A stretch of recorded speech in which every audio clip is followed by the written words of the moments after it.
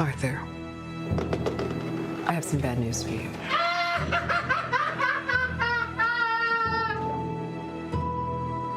This is the last time we'll be meeting.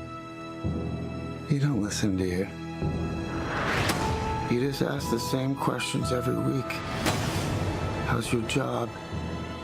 Are you having any negative thoughts? All I have are negative thoughts. Joaquin Phoenix on the big screen once again, tackling one of the comic book world's most iconic villains in Joker. And this is from director Todd Phillips, best known for those Hangover movies. This movie, though, decidedly not funny. It's not even a dark comedy. It's a straight-up gritty drama.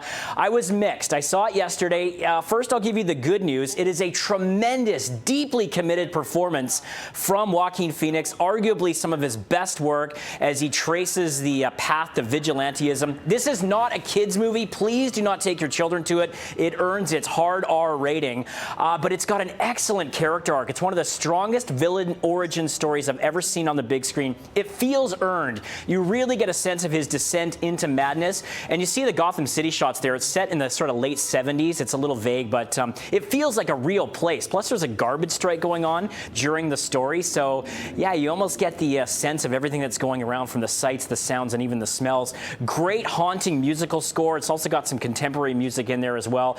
Costumes are really effective. The lighting, the cinematography, I really enjoyed. Overall, it is immensely compelling and ultimately disturbing. There are some things I didn't like about it, though. Have another look at a clip.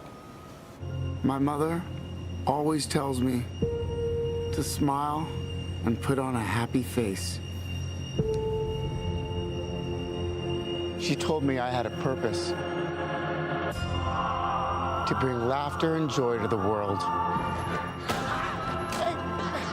All right, so in terms of the cons for me, there are some explosive moments of shocking violence in this movie that I personally didn't have a problem with, but it's going to rub a lot of people the wrong way. It borrows heavily from a lot of other films and directors, particularly Martin Scorsese.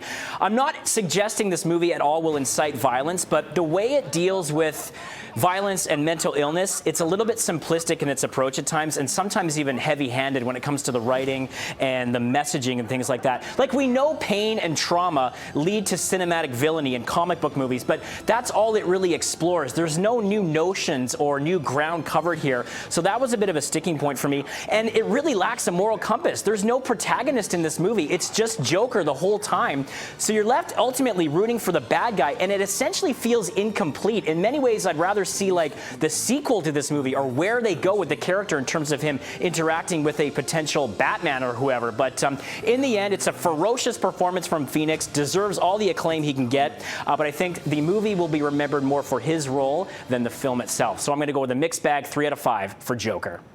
All right, there you have it.